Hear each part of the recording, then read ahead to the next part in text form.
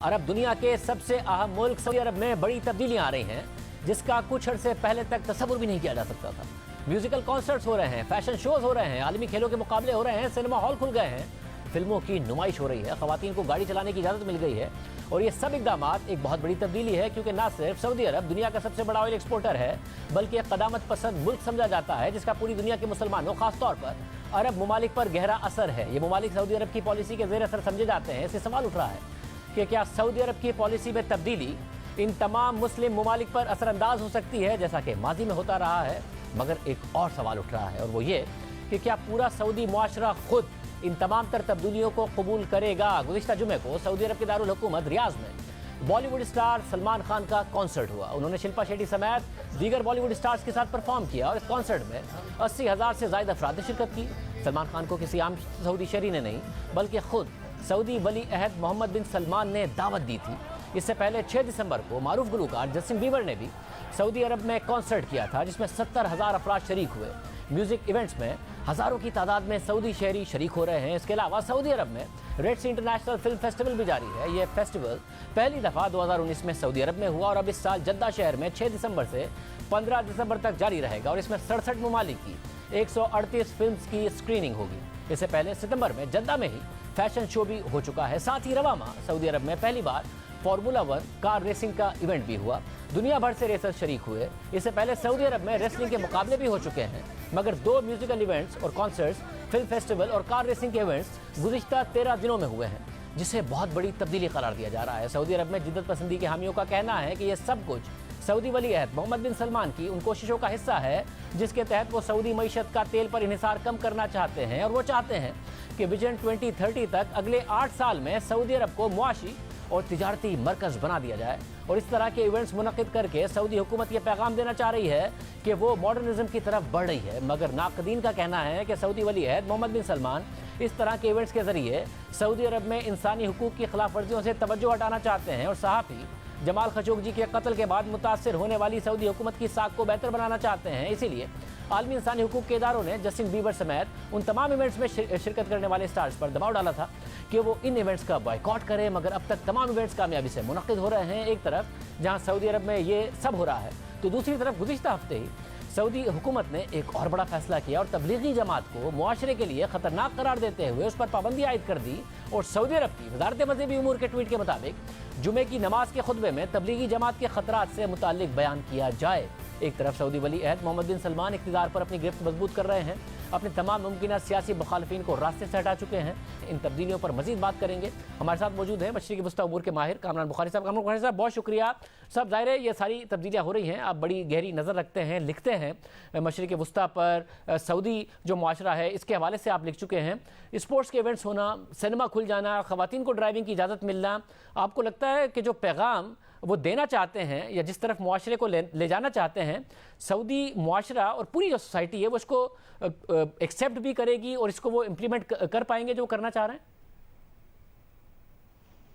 जी, बहुत अहम सवाल है, क्योंकि देखें, ये मोहम्मद बिन सलमान से पहले एक तवील तारीख है सऊदी अरब की, जो कि 18वीं सदी के वुस्त तक जाती है। 1744-45 में जब पहला सऊदी स्टेट जो है वो क़याम में आया था, उस वक़्त से लेके, यानी मोहम्मद बिन अब्दुल वहाब जो पानी हैं सलफ़िज़म वहाबिज़म के, उनके ज़माने से लेके जब तक मोहम्मद बिन सलमान नहीं आए 2015-17 के अंदर, तो एक तवील दास्तान है, एक तवील कहानी है, जिसमें सऊदी अरब जो है वो एक क्लोज सोसाइटी है, कंजर्वेटिव सोसाइटी है, रिलीजियसली, सोशली। तो हालांकि बतदरीज यानी कई दिहाइयों में थोड़ा थोड़ा जो है करके तो ओपनिंग आई थी, लेकिन वो बहुत ही जो है टैक्टिकल लेवल पे। अब जो स्ट्रेटेजिक लेवल के ऊपर जो मोहम्मद बिन सलमान जो काम कर रहे हैं, ये नया है। इस वक्त मालूम ऐसे होता है कि इनको पजीराई बहुत मिल रही है अवाम के बेशतर हिस्से से। मैं वो खवातीन की बात कर रहा हूँ, जो कि जो है ऑलमोस्ट 50% हैं आबादी की, और जो नौजवान नस्ल है कि जो बिल्कुल अक्सरियत में है। लेकिन ये कहना कि जो कुव्वतें कबायली और जो रिलीजियस एस्टैब्लिशमेंट है, वहाबी सलफी एस्टैब्लिशमेंट है, वो इसको एक्सेप्ट कर लेगी, ये जो है मैं समझता हूँ मुश्किल काम होगा। अभी मेरा हाल ही में मैंने एक वॉर ऑफ आइडियाज के ऊपर एक किताब छपी है, जिसमें मेरा एक चैप्टर है सऊदी अरब के ऊपर। तो उसमें मैं बयान करता हूं कि ये सब नया नया है, लेकिन ये है कि ऐसा नहीं है कि वो कोई मिसकैलकुलेट बड़े पैमाने पे कर रहे हैं। वो भी जाहिर है फूंक फूंक के कदम रख रहे हैं, देख रहे हैं कहाँ से जो है उनको सपोर्ट मिलेगी इस जो मुआशरती और फंडामेंटली जो रिलीजियस चेंज आ रहा है जो किंगडम के अंदर। मगर जो मोहम्मद बिन सलमान का अपना इमेज था और ज़ाहिर फिर सऊदी अरब का इमेज, जिस तरीके से सियासी मुखालफिन के साथ उन्होंने डील किया, फिर इंटरनेशनली जो जमाल खशोगी का वाक़या हुआ उसके बाद जो रेपुटेशन बुरी तरीके से ख़राब हुई, अभी तक इंटरनेशनली हम देखते हैं कि सऊदी अरब पर इस हवाले से दबाव है। आपको लगता है कि अपना वो इमेज इन तमाम चीज़ों से वो बेहतर कर सकते हैं जो डैमेज हुआ था रेपुटेशन को? जी, ये भी बहुत ही अहम नुक्ता आपने उठाया। इसमें जाहिर है ये इन सारी चीज़ों के पीछे कुछ तो डोमेस्टिक पॉलिटिकल इकोनॉमी को बेहतर करना है, और जाहिर है वो अपने आप को देखते हैं, अब उनकी उम्र जो है कोई 35 साल के लगभग है, तो वो देखते हैं कि वो कई दिहाइयों तक जो है इस मुल्क के जो है के बादशाह बनकर रहेंगे, तो इनको हुकूमत करनी है। कैसे हुकूमत करेंगे? तेल की वो कीमत नहीं रही या उसकी वो वक़्त नहीं रही, जो हालात बदल रहे हैं, और इकोनॉमी को जो है डाइवर्सिफाई करना, तो उस वजह से मुआशरे के अंदर तब्दीलियां लाना ज़रूरी है। लेकिन साथ ही साथ उनको ये जो जमाल खशोगी का जो वाक़या हुआ था अफसोसनाक, जो अक्टूबर 2018 में उनका कत्ल हुआ था टर्की के अंदर जो सऊदी कौंसलेट है इस्तांबुल में, तो वो उस सिचुएशन को भी काउंटर करने में ये सारी चीज़ें इंटरनेशनल लेवल पे उनको मुआवनत कर सकती हैं कि भाई लोग ये उनका ये हदफ है कि वो कहते हैं हाँ ठीक है, हम हमारे रियासत से हमसे जो है ये कत्ल हो गया, लेकिन ये है कि देखें कि हम और क्या जो है पॉजिटिव चीजें कर रहे हैं। सिर्फ जमाल खशोगी का जो कत्ल है उसके जाविये से हमारी हुकूमत को, हमारी रियासत को, और बिलखुसूस मोहम्मद बिन सलमान को, जिनके बारे में बहुत नेगेटिव प्रेस आई है गुज़श्ता 2-3 सालों में, तो वो चाहेंगे कि उसका जो है वो उसकी नफी हो सके। बहुत शुक्रिया। राय आपने सुनी। मशरिक़ वस्ता में बड़ी तब्दीलियाँ हो रही हैं। इसराइल को तस्लीम किए जाने के बाद पहली दफ़ा किसी इसराइली वज़ीर आज़म ने मुत्तहदा अरब अमारात का दौरा किया है और इस दौरे के एजेंडे में ईरान भी शामिल है। इस दौरे को खित्ते की सियासत के लिए बहुत अहम करार दिया जा रहा है।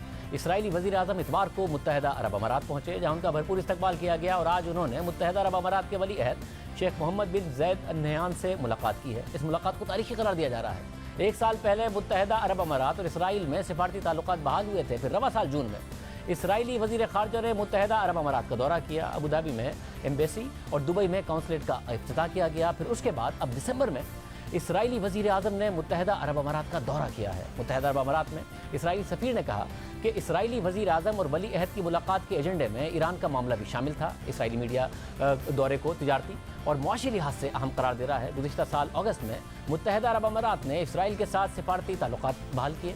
फिर उसके बाद बहरीन, सूडान और मराकश ने भी इसराइल के साथ सिफारती ताल्लुकात कायम किए, और अब ये हाई प्रोफाइल दौरा हुआ है। और रॉयटर्स के मुताबिक इसराइल ने अरब ममालिक के साथ मुश्तरका दिफा तश्कील देने का मामला उठाया है, जो उसकी तरह ईरान की सरगर्मियों से मुतालिक एक सख्त खदशात रखते हैं। मुत्तहदा अरब अमारात ने ईरान से रब्ता किया है और गुज़िश्ता हफ्ते को अपने नेशनल सिक्योरिटी एडवाइज़र को ईरानी नेशनल सिक्योरिटी एडवाइज़र और ईरानी सदर से मुलाकात के लिए ईरान भेजा, और अब इसराइली वज़ीर आज़म मुत्तहदा अरब अमारात में है। रॉयटर्स के मुताबिक फ्लाइट ट्रैकिंग ऐप से पता चलता है कि इसराइली वज़ीर आज़म के जहाज़ ने सऊदी अरब की फ़िज़ाई हदूद इस्तेमाल की, जिसके इसराइल के साथ बाज़ाब्ता सिफारती ताल्लुकात ही नहीं है। मगर गुज़िश्ता साल सऊदी अरब ने इसराइल और मुत्तहदा अरब अमारात के दरमियान फ़िज़ाई राब्ते के लिए अपनी फ़िज़ाई हदूद इस्तेमाल करने की इजाज़त दी थी।